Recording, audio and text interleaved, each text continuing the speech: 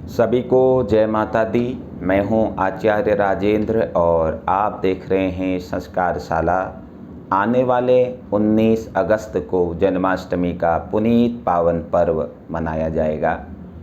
जन्माष्टमी का पर्व भगवान कृष्ण को प्रसन्न करने के लिए बहुत ही विशेष पर्व है। प्रत्येक सनातन धर्म वाले, प्रत्येक वैष्णवजन भगवान कृष्ण को अपना आराध्य मानते हैं। इसलिए यह दिन समस्त वैष्णवों के लिए बहुत विशेष दिन होता है। जन्माष्टमी के दिन प्रत्येक व्यक्ति, प्रत्येक गृहस्थ अपने घर में भगवान का पूजन करता है, भगवान का अर्चन, भगवान का ध्यान, भगवान का वंदन करता है। और जो भी भक्त श्रद्धा भक्ति के साथ भगवान का पूजन करता है, उसकी प्रत्येक मनोकामना भगवान कृष्ण पूर्ण करते हैं।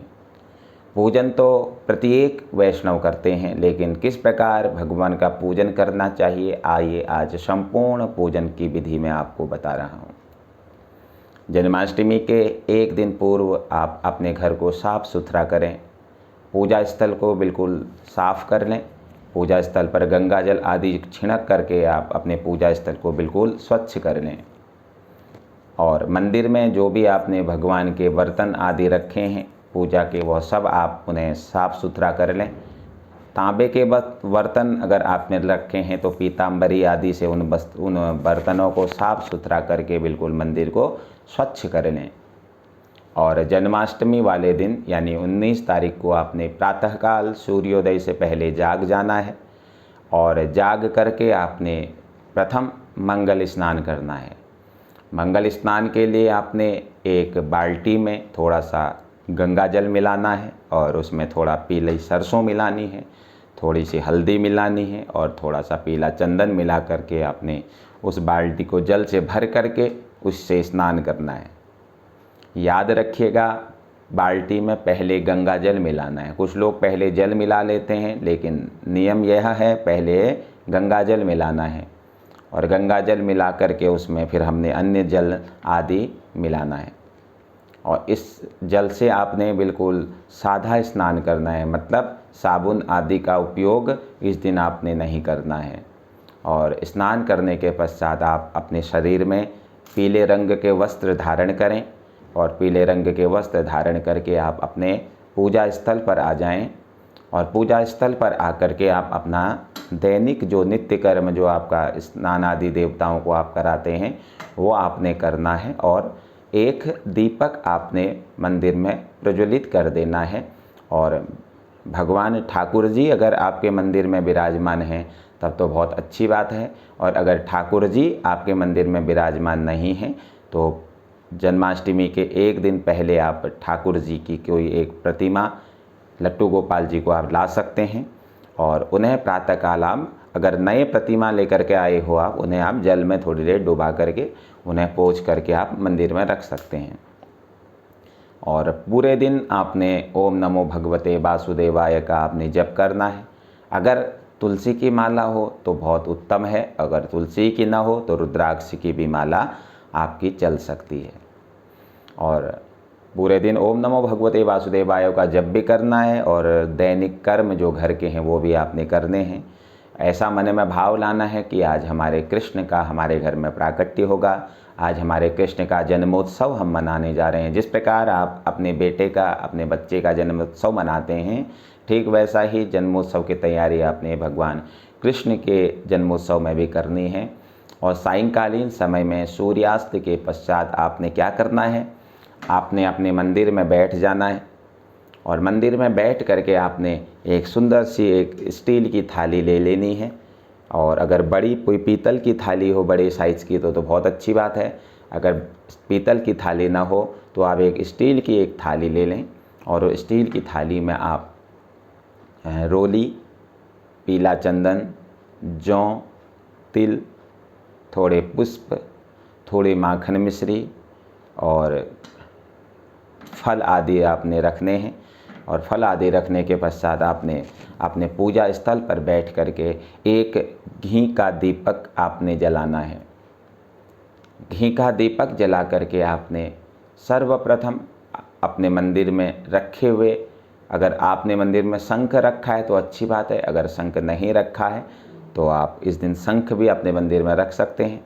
और अगर नहीं है शंख तो सर्वप्रथम दीप पूजन करें, और दीप पूजन करने के पश्चात आप स्मरण कर लें, हाथ में लाल रंग के या पीले रंग के पुष्प लेकर के भगवान गोविंद का स्मरण आपने करना है, भगवान ठाकुर जी का आपने ध्यान करना है। और ठाकुर जी का ध्यान करके आपने वह प्रथम पुष्प भगवान ठाकुर जी के चरणों में आपने अर्पित कर देना है। और अर्पित करने के पश्चात आपने एक बड़ी सुंदर सी एक थाली ले लेनी है। तांबे की थाली को छोड़ करके कोई एक थाली आपने ले लेनी है, और उस थाली पर आपने ठाकुर जी को विराजमान करना है, और विराजमान करके आपने ठाकुर जी को स्नान कराना है। सर्वप्रथम 1-2 चम्मच जल भगवान के चरणों में चढ़ाएं। ऐसा भाव होना चाहिए कि मैं भगवान के पैर धो रहा हूँ या पैर धो रही हूँ।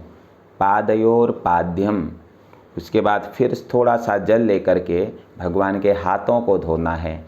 हस्तयो अर्घ्यम, अर्थात मैं आप भगवान के हाथों को धो रही हूँ।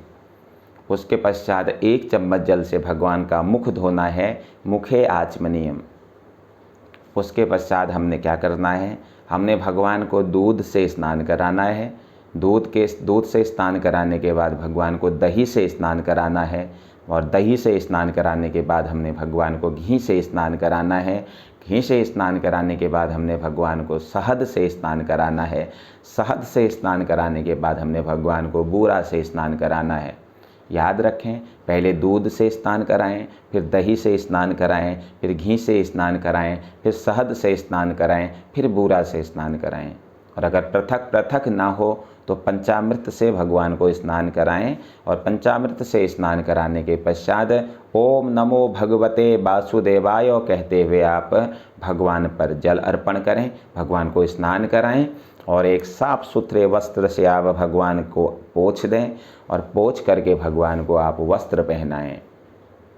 नए वस्त्र लेकर के आएँ और भगवान को सुंदर से वस्त्र पहनाएं। भगवान के सर में मोर पंख लगाएं, भगवान को मुकुट पहनाएं, और पहनाने के पश्चात आप भगवान के माथे पर तिलक लगाएं, चंदन का तिलक लगा करके भगवान को जौ लगाएं, और जौ लगाने के पश्चात नाना प्रकार के जो भी व्यंजन आपने भगवान के लिए बनाए हैं वह आप भगवान पर अर्पण करें। और अर्पण करने के पश्चात भगवान की सुंदर सी आरती करें, और आरती करने के पश्चात भगवान को आप पलने पे भगवान को सुला दें, अर्थात पलने पर भगवान को विराजमान कर दें, और पलना डुलाते रहें। याद रखें, भगवान को जन्माष्टमी के दिन भगवान को पलने में रखा जाता है, और 6 दिन के बाद भगवान को पलने से उतारना चाहिए, यानी जिस दिन भगवान की षष्ठी महोत्सव मनाया जाए। तो 6 दिन तक भगवान पलने में ही रहते हैं, और भाव से भगवान को पलने में आप झुलाते रहें, डुलाते रहें। प्रत्येक दिन 6 दिनों तक यह ऐसा भव्य उत्सव मनाया जाना चाहिए। भगवान का नित नित भगवान को भोग लगाएं, नित नित भगवान की आरती करें।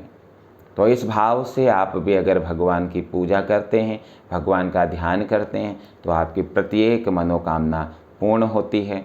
इसी प्रकार आप भी भगवान का पूजन करें। जय माता दी। प्रसन्न रहें, आनंदित रहें।